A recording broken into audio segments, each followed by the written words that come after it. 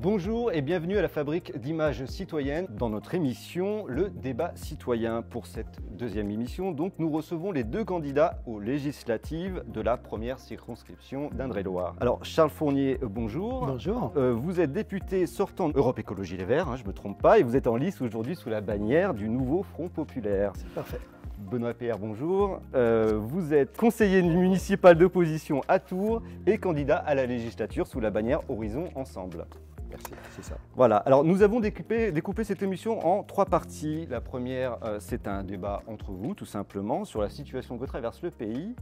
La deuxième partie sera consacrée aux questions des internautes, par Maëva, qui viendra sur le plateau. Et enfin, la dernière partie, ce sera une carte blanche à notre ami et invité Johan Gillet, qui est réalisateur de documentaires politiques et président cofondateur de la table citoyenne. Alors, avant de commencer, j'ai juste envie de vous rappeler le sens du mot débattre. Débattre, c'est un verbe qui désigne ce qu'il faut faire pour éviter de se battre. Alors, donc c'est discuter, c'est argumenter, c'est pratiquer une sorte de politesse de l'esprit. Et à la fin, on sait pourquoi et comment on est d'accord ou pas. Alors, concernant la situation aujourd'hui, maintenant, j'ai envie de faire rendre compte que quand même, le Rassemblement national est aux portes du pouvoir. Son score ici a doublé par rapport aux dernières législatives. En fait, qu'est-ce que ça traduit, selon vous, de la société, Monsieur Pierre ? Un malaise, forcément un malaise, puisque des gens votent en dehors aujourd'hui du champ républicain et nous disent, et on doit entendre, nous disent qu'ils ont du mal à finir les fins de mois, nous disent que depuis des décennies c'est compliqué, nous disent qu'ils sont écrasés par des normes, écrasés par aussi des situations très difficiles. Et donc c'est un vote qui est pour beaucoup un vote aussi qui est sanction et qui nous met tous ensemble, en fait, j'allais dire, sur ce plan-là, dans le même bateau. Et avec aussi, à contrario, une offre qui est faite aujourd'hui politique. On l'a débattu, pour le coup, on a échangé, on l'a commenté, critiqué, et je pense que c'est sur ce plan-là ce qui nous rassemble, c'est peut-être la seule chose qui nous rassemble avec M. Fournier. Nous avons réussi aussi, en étant qualifiés tous les deux, pour le moment, dans notre ville, dans la Circo 1, à, j'allais dire, mettre, pas à l'écart, mais en tout cas pas au second tour, les propositions qui étaient faites, qui sont un peu des propositions sous la forme d'un épouvantail pour certains, mais pour d'autres, comme une situation un peu idyllique, comme une sorte de paradis et d'oasis, alors que le programme du Rassemblement national nous conduit à l'échec, mais ce n'est pas le seul. D'accord. Monsieur Fournier, je m'en tourne vers vous. Vous allez peut-être être presque d'accord, du coup. D'accord sur le fait que la candidate du Rassemblement national n'est pas qualifiée, que nous le soyons tous les deux, évidemment, je suis d'accord avec ça. Et c'est finalement tant mieux. Notre débat se fera autour des idées que peut porter Benoît Pierre et les miennes. Et je pense que ça fait du bien dans l'ambiance générale dans notre pays. Peut-être ce qu'il faut pouvoir dire, c'est qu'il y a plusieurs votes Rassemblement national. Il serait un peu réducteur de considérer qu'il y a un vote Rassemblement national qui serait qu'un vote de colère. Je pense qu'il y a un vote ancré, mais qui existe maintenant dans notre pays depuis longtemps, et qui est un vote qu'on n'arrivera pas facilement à détourner. Et puis il y a toute une frange de gens qui votent au gré des élections, en faveur du Rassemblement national, pour les raisons qui ont été évoquées, sentiment d'isolement, ras-le-bol, des peurs qui peuvent se nourrir. Et c'est sans doute là que notre responsabilité c'est de faire bouger cette partie du vote Rassemblement national. Et puis je voulais dire, la France, elle se découpe en deux. Il y a la France des préfectures et la France des sous-préfectures. Et le vote Rassemblement national se concentre dans la France des sous-préfectures. Et dans la France des préfectures, des grandes villes, on retrouve plutôt un vote à gauche, un vote qui peut aller aussi vers le centre. Et donc, c'est plutôt ces tendances-là qui sont lourdes dans notre pays et qui méritent d'être travaillées. Et je pense qu'on a du pain sur la planche collectivement pour essayer de dépasser ces situations. Et paradoxalement, je vais le dire, ce n'est pas le programme du Rassemblement national qui les fait avancer. Parce que ce programme, il n'y en a pas, il change tous les jours. C'est un jour, c'est ça, un autre jour, c'est autre chose. Il n'y a pas de chiffrage, il n'y a rien de sérieux. Ça bouge dans le temps, il y a une vitrine qui est en train d'évoluer. Mais le fond, lui, on sent le fond du Rassemblement national, lui, n'a pas changé, mais je ne crois pas que c'est ça qui génère l'adhésion. Et malheureusement, vous voyez, les candidats, tous les jours, on a un candidat qui sort une énormité Je voyais là, il n'y a pas longtemps, une candidate expliquer en Dordogne que s'il n'y avait pas de médecins dans les territoires, c'est parce qu'elle ne leur avait pas encore parlé. Parce qu'il y avait plein qui voulaient venir, mais comme ils ne les avaient pas parlé avec elle, ils ne venaient pas. Il faut se rendre compte quand même ce qu'on est en train de nourrir là. Et donc du coup, je ne crois pas que ça soit la qualité de leur candidat, et je ne crois pas que ça soit la qualité de leur projet. Et donc c'est bien autre chose qui a nourri progressivement ce Rassemblement national. Nous en portons tous une responsabilité, et moi je suis extrêmement clair là-dessus. Et je pense que c'est un combat majeur, et que là l'enjeu, et c'est possible, les derniers sondages le montrent, c'est que dimanche prochain, il y ait plus de députés du nouveau Front populaire que de députés du Rassemblement national. Ça, c'est possible. Malheureusement, ce ne sera pas possible pour ensemble. Mais en tout cas, qu'il y ait plus de députés hors Rassemblement national, ça me paraît fondamental. Alors, je rebondis juste sur ce que vous avez dit, c'est autre chose. C'est quoi cette autre chose? Non, mais je pense qu'il faut recoller le chemin des services publics, il faut travailler la réindustrialisation dans les territoires, il faut retravailler sur les solidarités, le tissu associatif qu'on a délité, on a affaibli le soutien au tissu associatif. C'est tout ça qui pourra progressivement reconstituer de la fraternité. On a quand même un Rassemblement national qui trie les gens, qui dit ceux qui auraient le droit de citer, ceux qui n'auraient pas le droit de citer, ceux qui auraient le droit des postes stratégiques ou ceux qui n'auraient pas le droit des postes stratégiques. Si on veut reconstituer un corps social plus homogène, je pense qu'il faut travailler sur tous ces sujets-là et que malheureusement, c'est ces sujets-là qu'on nourrit durablement cet ancrage du Rassemblement national dans notre pays. Alors, si nous en sommes là aujourd'hui, c'est parce que nous avons un système électoral un peu particulier, nous, en France. Aujourd'hui, le président de la République propose quasiment une coalition gouvernementale dans l'Assemblée qui irait de la droite, dit canal historique, jusqu'à la gauche. Donc, ce serait assez inédit. Il faudrait s'entendre. Donc, ça ressemble un peu à une proportionnelle. Je me retourne vers vous, monsieur Pierre. Comment, en fait, vous allez pouvoir, je me projette dans l'après, comment vous allez pouvoir vous entendre, en fait, dans le cadre d'une sorte de coalition, je ne sais pas comment la nommer, où vous êtes obligé de discuter entre vous? Alors, je voudrais revenir juste sur autre chose, parce que ça nous distingue très fortement aujourd'hui, M. Fournier. Vous répondrez aussi à ma question. Et je répondrai bien sûr à votre question, je ne l'oublie pas. Le autre chose, c'est d'abord et avant tout entendre ce que nous demandent celles et ceux qui ont voté pour le Rassemblement national. Pas en termes de propositions. Je rejette, pour ma part, catégoriquement l'ensemble du programme, qu'il soit l'ancien ou le nouveau, sur pratiquement toutes les facettes du Rassemblement national. En revanche, les demandes de nos concitoyens, elles sont justes. Problème du pouvoir d'achat, problème de l'emploi, problème de la fiscalité, difficulté pour finir les fins de mois. Tout ça, il faut l'entendre. Si on ne l'entend pas, si on n'y répond pas de manière la plus rationnelle, la plus posée possible, qu'on laisserait par exemple glisser ce que propose M. Fournier en termes de programme, les déficits publics, eh bien, on va retomber dans une situation qui va nourrir à nouveau. Moi, j'ai dit hier soir à quelqu'un que j'ai croisé dans la rue, une avocate, pour pas nommer quand même le secteur, mais je lui ai dit, qu'est-ce que vous en pensez? Qu'est-ce que vous pensez du fait qu'il y ait aujourd'hui un tiers du corps électoral, parce que les niveaux aujourd'hui de participation sont tels qu'on peut considérer que c'est un tiers du corps électoral, quasiment.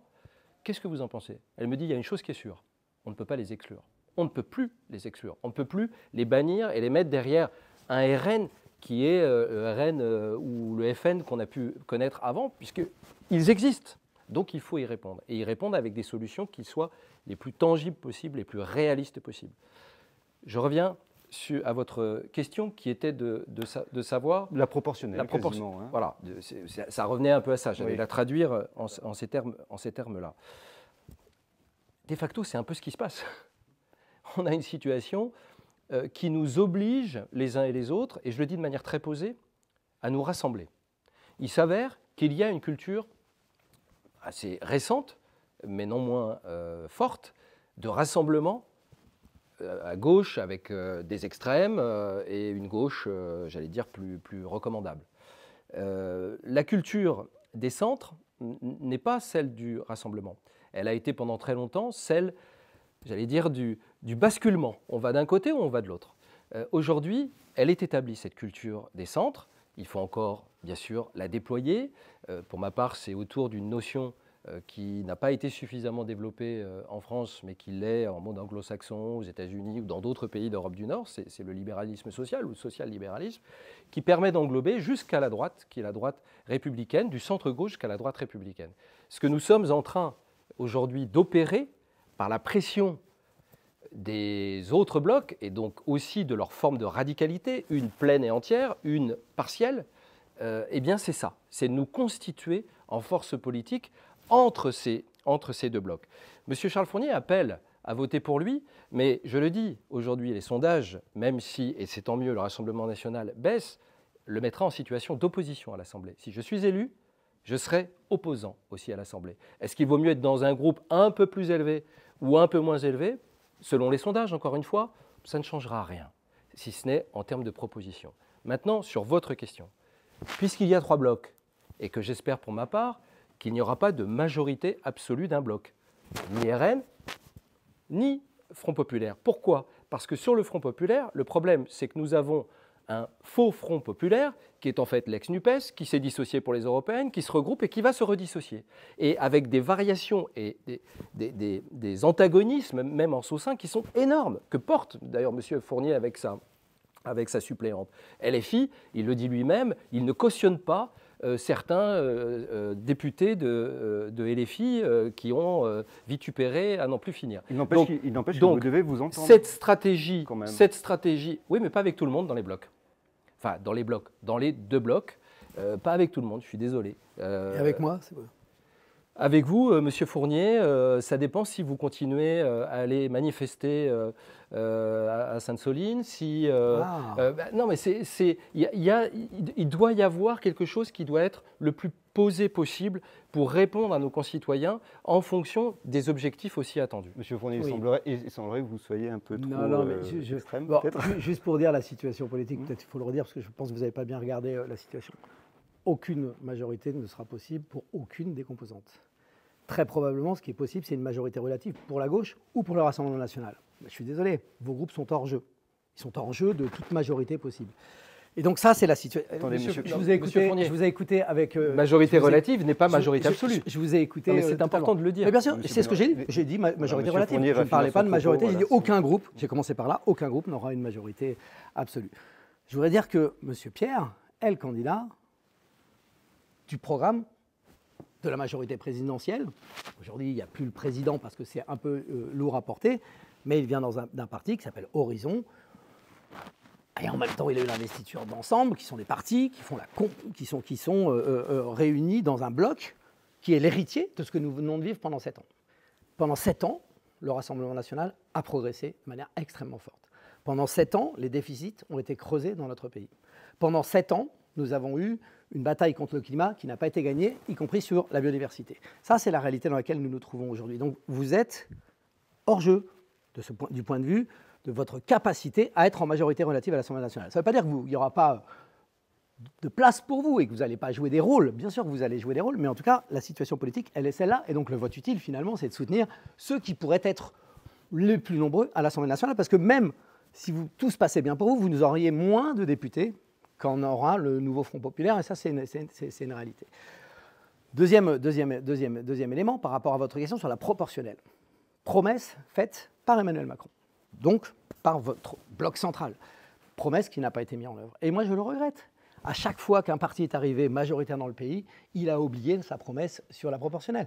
Et c'est pas nouveau dans le pays. Parce que je pense que s'il y avait une proportionnelle, il y aurait sans doute une culture politique beaucoup plus favorable, parce que ça obligerait à discuter, parce qu'on aurait une représentation du pays qui serait plus juste et que les groupes devraient s'entendre, comme ça existe par exemple en Allemagne, comme ça existe au niveau de l'Union européenne. Et sans doute on aurait une culture politique un peu moins centrée sur l'affrontement. Sauf qu'aujourd'hui, et nos institutions telles qu'elles sont, et l'absence de proportionnel, conduit finalement à des blocs contre des blocs. Et ça, je crois que voilà, si vous vous retrouvez dans l'opposition, vous verrez ce que ça veut dire être dans l'opposition à l'Assemblée nationale. Je le suis au Conseil municipal. Oui, bah vous le voyez. Et donc vous voyez bien que vous êtes obligé d'utiliser ce qui est à votre disposition pour pouvoir vous exprimer de manière assez forte. Donc du coup, je reviens sur ma question. Vous allez être obligé de vous entendre. Alors moi, je vais vous dire. Dans une Assemblée nationale qui ira d'un bout à l'autre. Moi d'abord, on va attendre dimanche. Le troisième tour, on ne le joue pas avant, parce que ça, justement, c'est des supputations diverses et variées. Moi, je veux bien savoir quelle sera la situation exacte, et c'est là-dessus qu'on pourra faire les choix qui s'imposent. Ça, c'est le premier élément. Deuxième élément, le président de la République a un rôle majeur à jouer là-dedans.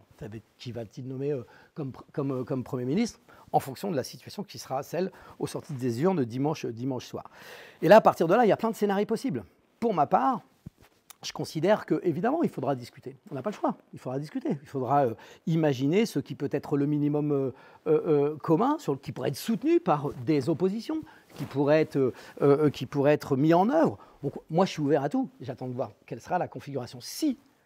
Et mon obsession aujourd'hui, c'est d'empêcher que Jordan Bardella soit Premier ministre. Ça devrait être l'obsession de tout le monde. Parce que si Jordan Bardella est Premier ministre, alors là, évidemment, je pense que notre pays ira à la dérive. Parce que là, réellement, il y a danger. Et d'ailleurs, j'aimerais qu'on mesure que le principal danger, il est à cet endroit-là. Parce que là, il y aura une dégradation et de l'ambiance dans notre pays, une dégradation des comptes publics, une dégradation de la situation économique et de la situation sociale. Et donc ça, c'est quand même essentiel et j'espère que c'est le combat que nous partageons. Je vais laisser encore une minute monsieur Pierre répondre et après on va passer à la deuxième partie, donc si vous voulez bien conclure. Alors, je le dis, pour ma part, je ne souhaite pas non plus de l'arrivée de M. Mélenchon comme Premier ministre. Il n'est pas candidat, ça tombe bien. Bah, si, il a encore dit. Il n'a pas dit, mais monsieur Pierre, vous ne pouvez pas répéter des choses, ça ne les rend pas plus juste. Vérifié, il a encore redit. Vous pouvez redire plein de fois des éléments, ça ne les rend pas forcément justes. Donc dites ici, présentement, qu'il ne sera pas Premier ministre. Il n'est pas candidat pour être Premier ministre. Il n'est pas candidat pour être député. Vous l'agitez comme un épouvantail. Mais c'est important. C'est court comme élément.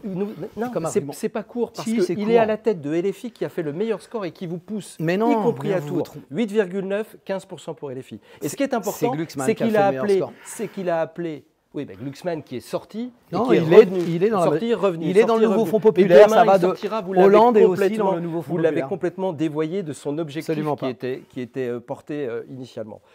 Donc ce qui est important, c'est que M. Mélenchon veut faire la révolution par la rue.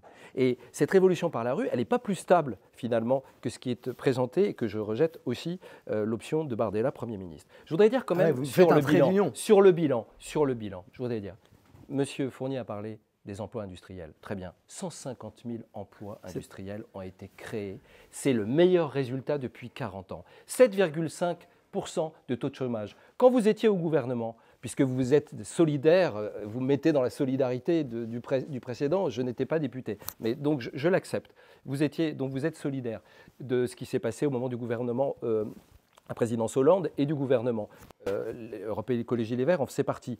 Qu'est-ce qu'on a eu? Un taux de chômage qui était explosif, à 12-13%. Donc, il faut arrêter. Nous avons obtenu, pour la décarbonation de l'économie, 6 fois plus que sous François Hollande. François Hollande qui revient aujourd'hui dans un front qui est un front populaire, un faux front populaire, éphémère, avec les LFI. Enfin, c'est juste un oubli un peu partiel de l'histoire et de ce qu'il a été lorsqu'il était président de la République. Bon, si vous voulez bien, on va sortir un peu de l'histoire. Mais c'est une histoire du temps présent. Tout à fait, mais on va s'inscrire dans le présent tout de suite. On va maintenant accueillir pour cette deuxième partie d'émission la stagiaire qui est chez nous, ici à la Fabrique d'images citoyennes, Maëva. Maëva, bonjour. Bonjour Sébastien. Je crois que vous avez quelques questions des internautes qu'on a glanées comme ça à gauche, à droite, je vous en prie. C'est cela. Donc comme vous savez, Wanted TV, c'est un média 100% jeune et de proximité. Et donc nous avons voulu inclure nos internautes dans la rencontre que nous avons avec vous aujourd'hui. Et c'est pour cela que nous avons relevé 2 questions qu'ils aimeraient qu'on vous pose. Donc pour commencer, on a Natural Woman qui demande « Avez-vous réfléchi ou discuté au cas où le RN l'emporte à la majorité absolue ou un nombre de voix importantes quant aux attaques racistes envers les femmes musulmanes? Sinon, pourquoi? Et si oui, lesquelles sont-elles » Monsieur Fournier, peut-être? Oui, c'est déjà le cas, malheureusement, puisqu'on a, d'une certaine manière, fait un peu la courte échelle au Rassemblement national. Et je peux vous dire que c'est la libération. Quand des responsables politiques s'autorisent à des propos déplacés, c'est tous les jours dans la rue que c'est vécu. J'ai rencontré plein de personnes pendant cette campagne qui sont déjà victimes de ces interpellations racistes.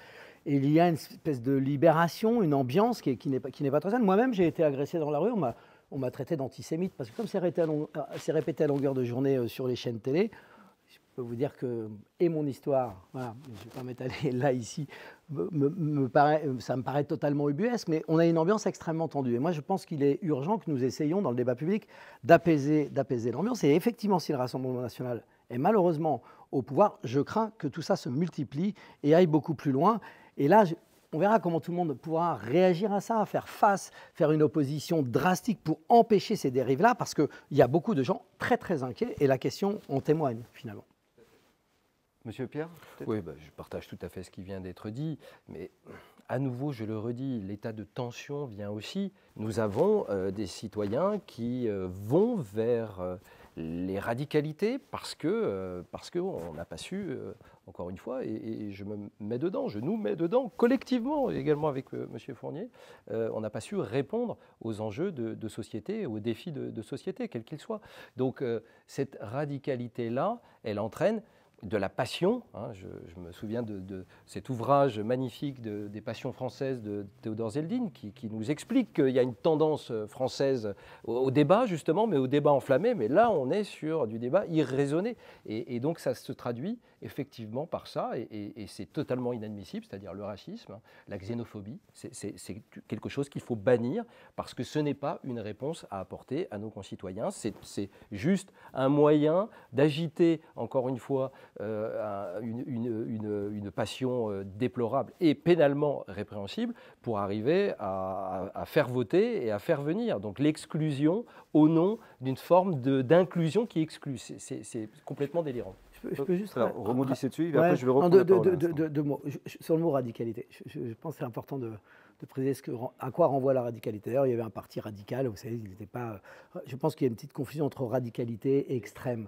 La radicalité, c'est prendre les sujets à la racine. Et c'est ça, justement, qu'il convient de faire, c'est de prendre les sujets à la racine. Et beaucoup de sujets n'ont pas été pris à la racine. Par contre, ce qui est extrême, c'est la pauvreté, c'est le dérèglement climatique, c'est l'effondrement démocratique qui est à l'œuvre et que nous avons vécu ces dernières années dans notre pays, qui conduit à des comportements qui peuvent être des comportements extrêmes. Et moi, je les condamne. Je pense qu'il faut au contraire apporter des réponses radicales et qu'on a tergiversé sur de nombreux sujets et pas fait avancer la situation de bon nombre de nos concitoyens qui ont le sentiment, eux, d'être acculés.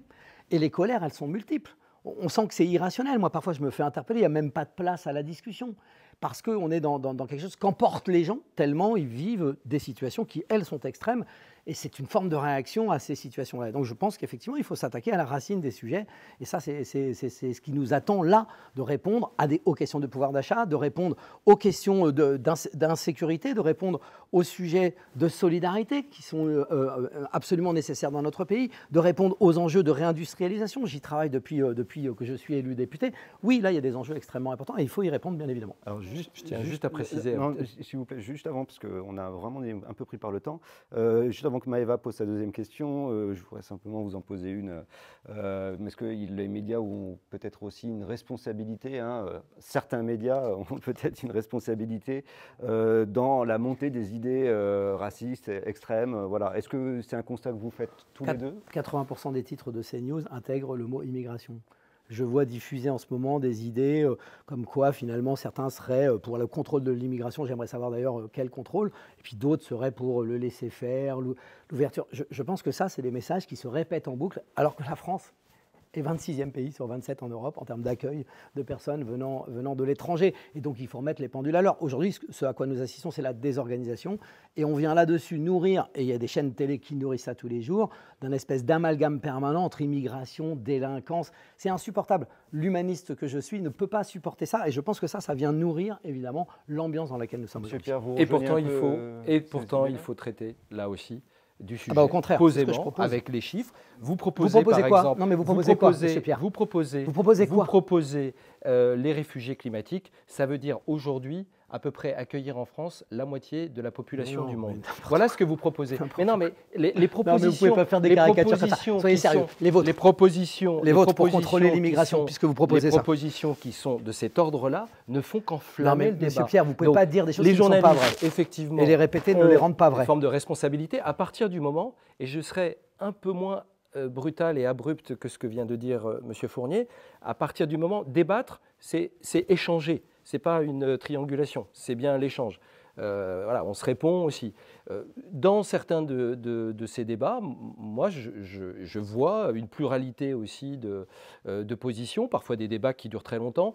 J'aime moins quand ces débats, si vous voulez, tournent en boucle sur des informations qu'on n'a pas et qui suscitent effectivement l'angoisse et la terreur de nos concitoyens. Voilà. Mais je pense que ces sujets-là ne sont pas des sujets tabous. De la même façon que la sécurité n'est pas un sujet tabou. J'en ai parlé d'ailleurs. Très bien. Alors maintenant, Maëva, s'il vous plaît, je voudrais connaître vos positions sur le contrôle de l'immigration, puisque vous le mettez dans votre acte. Qu'est-ce que vous voulez faire ? Le contrôle de l'immigration. Votre deuxième question, s'il vous plaît. On va laisser Maëva la poser. Ensuite, il y a M. Plume qui souhaite savoir Monsieur Plume, l'artiste. C'est Tout ça. à fait. Quel avenir Je y connais a-t-il bien. pour les associations culturelles et sociales, pour les valeurs de citoyenneté, du vivre ensemble et d'inclusion que nous devons défendre chaque jour déjà auprès de la population? Monsieur Fournier, vous venez de parler, Alors- Monsieur Pierre. Et alors, peut-être déjà, je connais bien Monsieur Plume, puisqu'on a travaillé ensemble il y a quelques années. Il était animateur et j'étais son responsable, donc il est aujourd'hui un artiste. Je voudrais dire que moi, j'ai été fabriqué par l'éducation populaire. Je viens des mouvements d'éducation populaire, j'ai occupé des fonctions professionnelles et bénévoles dans l'éducation populaire, et je pense qu'on n'a jamais eu autant besoin d'un grand projet d'éducation populaire. Ce que vous faites, d'ailleurs ici, c'est de l'éducation populaire. Au 19e siècle, quand il y a eu des virages extrêmement importants dans notre pays, qu'on a voulu sortir d'une pauvreté endémique, d'une situation, quand il y a eu la révolution industrielle, on a vu naître de nombreux mouvements d'éducation populaire qui ont accompagné notre pays dans des transformations majeures. Et on a besoin exactement de la même chose aujourd'hui. Je crois que nous sommes devant des transformations profondes et que pour répondre à ça, nous avons besoin d'accompagner les gens vers ces transformations-là, d'émanciper pour que chacun et chacune puisse prendre le pouvoir. La démocratie, c'est le pouvoir d'influencer les décisions, de chacun de pouvoir influencer les décisions. Et aujourd'hui, quand tout ça paraît complexe, paraît inaccessible, on a besoin de réinvestir totalement ce projet d'éducation populaire. Et il est porté par les associations culturelles, et il est porté par le tissu associatif dans nos quartiers, dans nos campagnes, partout. Et je crois qu'on a d'éliter cette capacité-là. Vous savez, il y a eu, et ça a été pendant les années gauche comme pendant les années Macron, la suppression des emplois aidés, par exemple, la suppression des emplois jeunes. Tout ça, ça a été une catastrophe pour le tissu associatif. Il y a plus de 40 000 postes qui ont été supprimés, mais un par-ci, un par-là. Sauf qu'à la fin, quand vous avez ces 40 000 postes en moins, vous avez un tissu associatif qui est affaibli. Et c'est aussi la fraternité, notre capacité à vivre ensemble qui s'en retrouve affectée. Donc, bien évidemment, moi, je pense qu'il faut remettre beaucoup de soutien au secteur associatif. Il y a plein de manières de le faire, mais ça me paraît fondamental. Monsieur Pierre, pour répondre à la question. Je ne viens pas de l'éducation populaire, je viens de l'éducation tout court. Et pour moi, la culture, c'est 1,6% aujourd'hui du PIB, c'est au-dessus de la moyenne nationale. C'est le chèque culture qui a été accordé, le pass culture qui a été accordé. Européenne, vous voulez dire? Pardon? Au-dessus de la moyenne européenne. Au-dessus de la moyenne européenne. Voilà, vous avez dit nationale. Pardon, Je européenne. vous en prie. Merci de corriger le lapsus. Ce pass culture que nos jeunes ont beaucoup accepté et pris à bras-le-corps, c'est autour de 460, 470 € parce que c'est étalé sur plusieurs années. Donc tout ça, c'est vital pour développer la culture. Mais la culture, moi, je la vois beaucoup en fait dans notre école. L'idée de culture populaire, pourquoi pas, mais le peuple, il est à l'école. Moi, je suis pour l'égalité des chances, je suis pour une culture partagée à l'école et intégrée à l'école. Et aujourd'hui, nous avons une difficulté, mais ça c'est depuis 30 ans, c'est que les résultats à l'école sont pas très bons. En dépit des investissements qui sont faits, je ne remets pas en cause du tout les collègues qui font un travail admirable, mais il faut s'organiser aujourd'hui autrement pour apprendre nos fondamentaux. Sans les fondamentaux, la culture, j'allais dire, tombe, parce qu'on n'est pas en capacité de se l'approprier. Et pour avoir la culture, il faut avoir le sens critique. C'est l'objet de votre esprit critique, de Wanted TV, et je trouve ça tout à fait admirable et exemplaire. Sans à la question, mais c'est intéressant d'ouvrir sur le champ de l'école. Vous êtes favorable au choc des savoirs, qui est la mesure portée actuellement et qui vise à transformer justement, au regard du classement PISA auquel vous faites référence, l'effondrement du niveau scolaire dans notre pays. Est-ce que vous êtes favorable au choc des savoirs? C'est important que les enseignants le sachent. Je ne suis pas favorable au choc des savoirs. Si vous à la voyez dans mesure le portée choc par des Gabriel Attal. Non, mais dans le choc des savoirs, vous utilisez une expression qui est une expression que l'on peut vite Non, c'est un programme. dévoyer. Non, c'est une mesure très précise. Les groupes de moyens. C'est pour moi niveau. l'acquisition des fondamentaux qui prime. C'est l'acquisition des fondamentaux vous soutiendrez cette qui prime. C'est important de savoir. Pour le moment, elle n'est pas activée, donc il faut en débattre. Je veux savoir ce qu'il y a aussi derrière. Elle n'est pas totalement exposée. Voilà. Mais en tous les cas, on est d'accord. C'est septembre pour la rentrée. J'espère qu'on est d'accord sur le fait que nous souhaitons que les fondamentaux soient acquis, et notamment en matière d'écriture, de lecture et de mathématiques. Mais bien sûr, je suis d'accord avec ça. Pour qu'on puisse avancer dans la vie. Je suis d'accord avec ça. Et notamment passer dans la culture populaire. Je suis d'accord avec ça. Je suis totalement d'accord avec ça. Par contre, je vais vous dire, les réponses pour ça, c'est certainement pas la réforme du choc des savoirs. Je pense que c'est catastrophique. Ce qui est nécessaire, c'est de renforcer la capacité d'encadrement dans les classes, parce que c'est une catastrophe. On est en Europe un des pays où le taux d'encadrement est le plus faible. On a besoin de redonner évidemment un choc là. mais des moyens dans l'école si on veut atteindre l'objectif, parce que je le partage l'objectif, mais les conditions pour y arriver, Ouais, mais c'est toujours, certainement pas vous ce êtes qu'on a toujours fait. dans la dépense publique. Alors, ce qui- excusez-moi, Et vous, mais- vous êtes dans l'effondrement. Maëva Et va vous vous essayer- dites qu'on va changer le monde sans rien J'ai faire. une dernière Non, pas du question. tout. Si, parce que vous dites là, on parle exactement ce que vous avez dit. On parle de Monsieur moyens, Gess. s'il vous plaît, messieurs, on parle de moyens et justement Maëva va un peu évoquer les moyens, en tout cas de notre situation à nous ici. D'accord, donc du coup, pour terminer, nous aussi, à la Fabrique d'Images Citoyennes, nous avons une question pour vous. Et comme vous savez, à Montet TV et à la Fabrique d'Images Citoyennes, nous sommes engagés dans l'éducation aux médias et à l'information, donc un sujet important pour les publics jeunes. Du coup, on aimerait savoir, seriez-vous prêt à porter une proposition de loi pour que l'éducation aux médias et à l'information soit intégrée dans le cursus scolaire des plus jeunes qui sont au collège et au lycée? Alors oui, mais alors de manière absolue, définitive et sans retour en arrière. Oui, parce que j'estime que ce qui manque aujourd'hui, on revient à beaucoup de questions que vous avez posées, et notamment à la situation par rapport au Rassemblement national, notamment à la situation par rapport à l'offre politique qui nous est proposée aussi de l'autre côté, du nouveau Front populaire. C'est qu'il faut avoir l'esprit critique pour pouvoir arriver à dégager ce qui peut fonctionner de ne pas fonctionner. Et pour cela, c'est l'école, c'est l'éducation, mais c'est aussi toute forme de développement de l'esprit critique en dehors et par la pratique. Pour moi, aujourd'hui, il y a une responsabilité du journalisme de manière globale à ne pas suffisamment croiser l'information, à ne pas suffisamment vérifier l'information, à ne pas suffisamment porter, j'allais dire, Alors permettez-moi un argument. Sans défendre ma corporation du tout, certains journalistes, ou un certain journalisme, parce que nous sommes 35 000... Mais j'entends, mais quand au niveau national, local, je ne vise pas un type de média, mais quand vous avez des informations qui sont diffusées à partir de Twitter, ça ne va pas.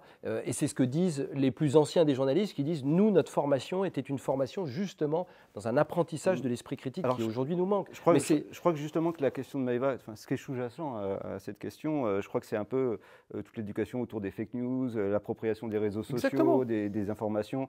Et il y a un déficit en la matière, puisqu'aujourd'hui, de nombreux intervenants viennent dans les collèges, les lycées ou ailleurs dans des structures, mais il n'y a pas un élément central de l'éducation nationale, en tout cas là-dessus. Donc je vous repose la question de cette manière, Monsieur Fournier. Peut-être pour vous répondre de manière précise, oui, évidemment, pour accompagner avec vous, parce que je pense que c'est ça qui est intéressant. Dans votre question, est-ce que vous êtes prêt à faire avec nous une proposition de loi? Moi, je vais vous raconter, depuis 1 an et demi que je suis élu député, j'ai travaillé sur une proposition de loi avec des habitants qui viennent de 50 quartiers, dont le quartier du Sanitas ici, pour réformer la politique de la ville. On a fait des journées entières. La proposition par deux. Ils ont écrit un texte qui était une intention, mais qui n'était pas une loi, c'est-à-dire que ça n'avait pas la forme d'une loi. Et pendant 1 an et demi, on a travaillé, on a fait des journées à Saint-Denis, on a fait à Tours, on a fait dans le nord à Roubaix, dans le nord de la France, et on a discuté pour que la loi, le texte d'intention qu'il portait, se traduise par une loi. Elle est prête, il y a eu une dissolution, je n'ai pas pu la proposer, j'espère que demain j'aurai l'occasion de le faire. Et on peut faire exactement le même exercice.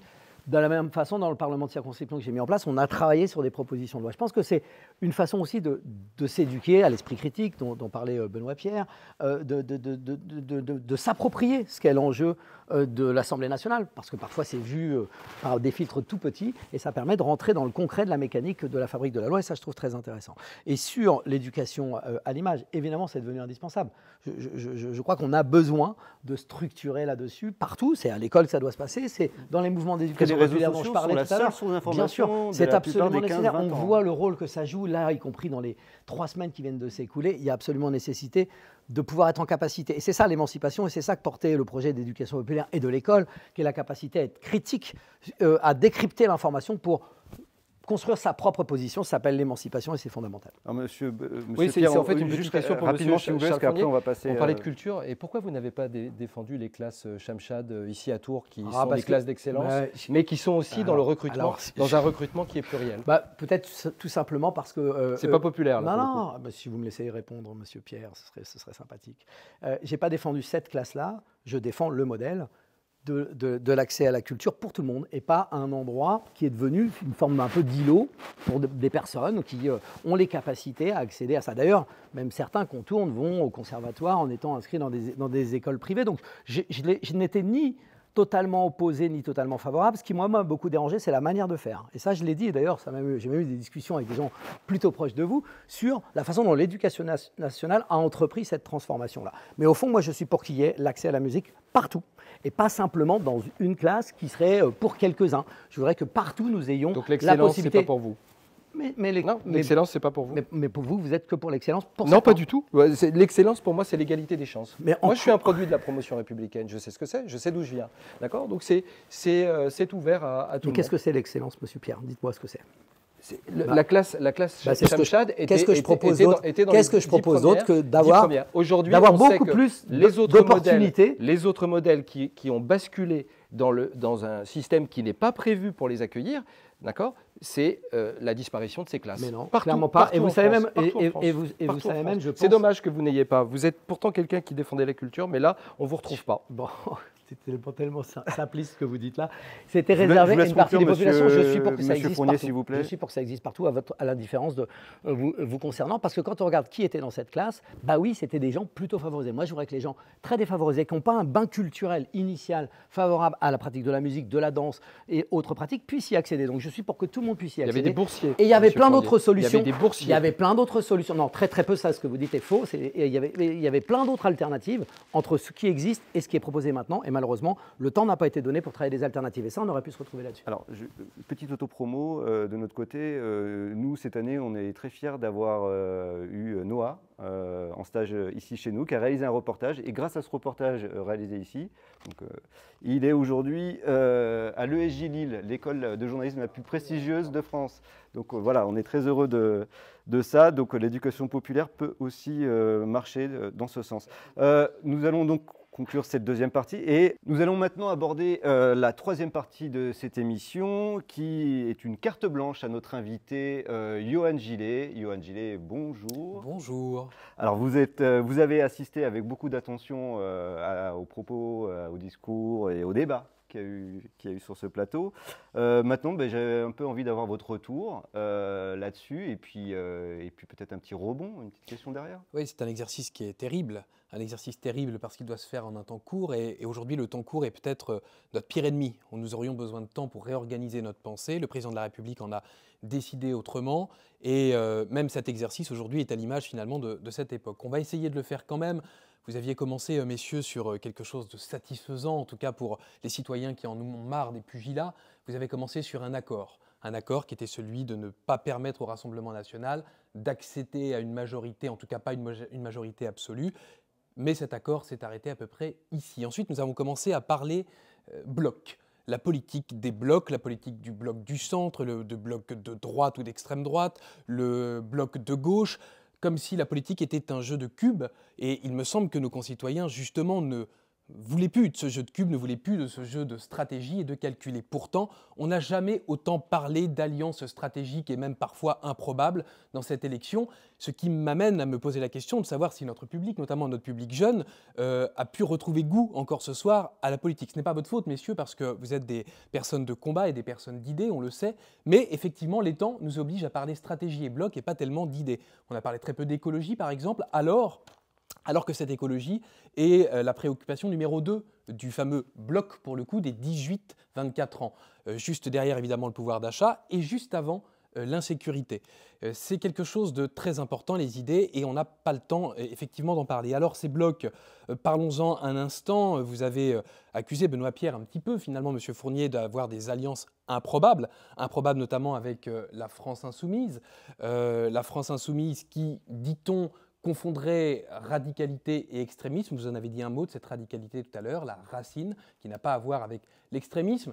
Vous, M. Fournier, effectivement, vous avez reproché à M. Benoît Pierre, finalement, de ne pas être très précis sur ce grand rassemblement républicain. Pourquoi y mettre des frontières, puisque visiblement vous êtes unis dans ce barrage face à l'extrême droite.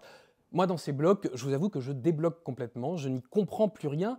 Donc au fond, j'ai envie de vous poser une question, elle est fictive, mais elle n'est pas idiote. Si vous aviez été en triangulaire Est-ce que là, pour le coup, ce qui semble impossible aujourd'hui, c'est-à-dire vous entendre, aurait été possible? L'un se serait-il désisté pour l'autre? Est-ce que vous y aviez réfléchi? Est-ce que vous étiez prêt à ce scénario-là? Alors on va poser peut-être la L'un question à comme Monsieur l'autre. Pierre qui numériquement se serait retrouvé peut-être en triangulaire du coup. Alors c'est peut-être donc Voilà. on fait de la politique fiction à rebours. Mais il s'agit d'idées là plutôt. Mais vous y aviez hein. plutôt réfléchi. J'imagine que comme tous les candidats, vous y aviez réfléchi. Vous y étiez prêt intellectuellement. Tout dépend de la position dans la triangulaire. Ce qui était prévu, c'est que je sois deuxième. Donc à partir de ce moment-là, le jeu continue. Enfin, je veux dire, aujourd'hui, qu'est-ce qui a fait que le Rassemblement national n'est pas sur notre territoire dans ce deuxième tour? C'est que nous avons, et l'un et l'autre, fait des propositions. En revanche, je reviens sur la question des blocs, parce que c'est intéressant. Nous parlons, nous, de bloc central, de rassemblement central. Nous avons un front. Un front, c'est une ligne de front donc, qui établit une tranchée. Et nous avons un Rassemblement national qui est un ancien front aussi national et qui s'est transformé en rassemblement. Les mots ont leur importance parce que du Front national très minoritaire à 7% ou 10% ou à 12%, on est passé à un Rassemblement national qui est aujourd'hui majoritaire, enfin en tout cas un tiers de la population. Donc,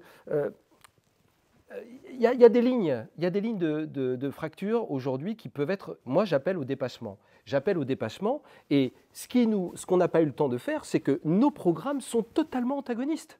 Enfin, on le voit bien, on a déjà fait plusieurs débats, on le sait bien et on connaît maintenant très bien le programme de l'autre et les arguments pratiquement de l'autre. Nous avons des programmes antagonistes par le déficit et par la relance keynésienne, pour ma part, par le pouvoir d'achat et par le travail en baissant les cotisations. C'est deux visions du monde totalement différentes qui ont partiellement réussi pour le coup pour notre part. J'ai parlé de 150 000 emplois créés et je sais que c'est un sujet qui, dans l'industrie qui fascine mon alter ego, enfin mon interlocuteur puisqu'il en est l'un des spécialistes. 150 000, on n'avait pas fait mieux auparavant. Donc j'allais dire, plutôt que de parler de ça, voyons nos programmes qui permettent de convaincre justement ses concitoyens. Après, c'est une question de cuisine électorale importante. Je crois que c'est ça sur le problème en fait. Oui, mais moi, la soulevait, cuisine électorale, ça ne m'intéresse pas. Ce que je veux, c'est le débat d'idées. Et je le dis parce que on m'a prêté des intentions récemment dans votre camp. Je suis attaqué sur les réseaux en disant que je flirte avec le Rassemblement national. Moi, les électeurs, je le redis, du Rassemblement national sont des électeurs à part entière. Si on n'est pas capable de leur parler, eh bien, ils seront définitivement, complètement le RN majoritaire dans ce pays et dans les prochains mois qui Alors, arrivent. je relance pour Charles Fournier. Effectivement, si la question des idées doit être prioritaire, pourquoi est-ce que finalement des idées qui n'étaient pas mariables hier, et notamment aux européennes, vous y êtes allé en ordre dispersé alors qu'on annonçait déjà un score très important du Rassemblement national? Pourquoi des idées qui n'étaient pas mariables hier le sont en 3 jours pour faire un programme? Alors, déjà, peut-être pour dire, les appellations front, bloc, vous voyez, le bloc, c'est aussi ce qu'on fait quand on se replie sur soi, on fait bloc pour essayer de s'en sortir. Oh non, Donc, c'est on le peut pack du tous rugby. jouer C'est sur le les- pack du rugby. On peut tous jouer le bloc. sur les mots, et puis c'est un bloc qui se fracture aussi, et on verra, on sait bien dimanche prochain, que chacun va essayer de jouer sa carte parce qu'il y a un Gérard Darmanin qui pense être à la tête de la nouvelle droite, il y a Édouard Philippe qui porte une autre ligne, il y a Bruno Le Maire qui en porte une autre, et on verra dimanche Ne soir. faites pas de politique fiction. Mais c'est déjà là. Ne faites pas de politique Monsieur Pierre, fiction. laissez-moi terminer. Ouais. Vous passez votre temps à faire de la fiction. Ah c'est Moi, je vois le exactement passé, ce moi. qui se passe déjà. Ce que je raconte se passe déjà. Finalement, ces interventions et ces interpellations existent. Sur la question de la qualité du débat public, moi, je vous rejoins là-dessus. Mais je vais vous dire, depuis le début, moi, j'essaye de parler d'idées.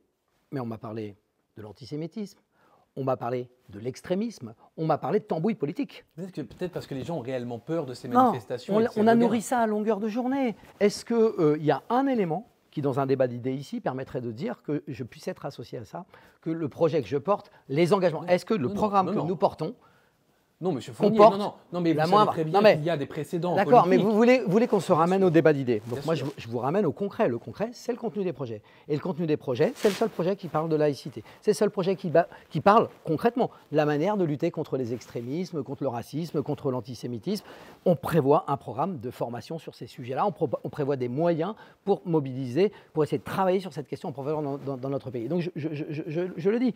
Évidemment, là, quand un président de la République prend une telle décision, un président de la République qui s'appelle Emmanuel Macron, le 9 juin, au moment où le RN est le plus haut, évidemment, il nous entraîne dans un débat qui n'est pas un débat qualitatif. Moi, je veux bien parler d'idées, je veux bien confronter les projets. Je suis tout à fait d'accord qu'on a des projets extrêmement différents. Là, nous sortons de la mise en œuvre pendant 7 ans du projet que vous défendez et nous a mis dans une situation dramatique. Le côté du déficit, c'est assez drôle. Vous voyez, le truc, c'est que, évidemment, là, on a atteint un niveau record et ce n'est pas à cause du Covid. C'est des choix qui ont été faits, 40 milliards de recettes fiscales en moins, un budget, et tout le monde le sait à la maison. C'est des recettes et des dépenses. Mais on ne parle jamais des recettes. Le camp présidentiel n'a qu'une obsession, c'est la baisse des impôts, et c'est de faire disparaître des recettes. Et bien évidemment, vous êtes en déséquilibre. Et les périodes où il y a eu le plus de déficit dans notre pays, c'est les périodes où la droite était au pouvoir. Et vous l'avez dit que vous vouliez faire une alliance plutôt à droite. Vous l'avez dit tout à l'heure. C'est respectable. Vous avez dit du centre à droite, qui n'était pas votre histoire politique. Mais je comprends tout à fait. Il n'y a aucun souci. Au contraire, ça rend les choses beaucoup plus claires. Vous êtes sur une politique néolibérale. Moi, je suis sur une politique différente qui fait rupture parce qu'il y a nécessité de faire rupture parce que nous sommes dans une situation insupportable pour nos concitoyens. Et je crois qu'il y a des capacités à avoir des recettes supplémentaires qui nous permettraient d'engager des dépenses publiques absolument nécessaires. Vous parlez de nos concitoyens et vous avez raison parce qu'on n'est pas entre experts de la politique. On s'adresse avant tout à nos concitoyennes et à nos concitoyens. Et effectivement, vous savez bien qu'un programme, quel qu'il soit d'ailleurs, quand il émerge comme ça, on ne regarde pas que le programme en tant que tel. Mais pourquoi est-ce que d'un coup on nous dit ça alors qu'avant, il était impossible d'arriver à cela? Je n'ai pas répondu sur cette partie de la question. D'abord, je vais vous dire, je suis à l'Assemblée nationale depuis 2 ans, il ne vous aura pas échappé, et que nous continuons à travailler ensemble indépendamment de ce qui peut se passer dans le commentaire et dans le débat public sur les télés. Je vais vous dire, les députés de la France Insoumise, du Parti communiste, du Parti socialiste et des écologistes qui ne sont pas d'accord sur tout, et je suis pour la diversité politique. Moi, ce n'est pas parce qu'on fait alliance que d'un seul coup disparaîtrait toute force politique. Je ne crois surtout pas à ça. Malheureusement, côté présidentiel, vous allez exprimer votre diversité, et c'est tant mieux, parce que jusqu'à maintenant, c'était une seule ligne, celle d'Emmanuel Macron, tout seul, qui dirigeait cette majorité composite, et on verra qu'elle est composite, et tant mieux, peut-être ça nourrira une qualité du débat public un peu plus importante. Et donc, il n'y a pas une rupture. Voilà. Maintenant, à chaque fois qu'il y a des enjeux aussi forts que l'arrivée du Rassemblement national au pouvoir, oui, nous sommes capables de dépasser, de nous mettre d'accord sur un programme. Ça ne veut pas dire que tout sera simple. Je n'ai jamais eu cette prétention. Il faut que c'est ce programme qui fait la foi de notre accord. Vous parliez du Rassemblement national tout à l'heure. Vous questionniez finalement les raisons pour lesquelles il montait front républicain après front républicain. Ce qui prouve bien qu'effectivement, il faut bien à un moment donné aller sur le fond des idées.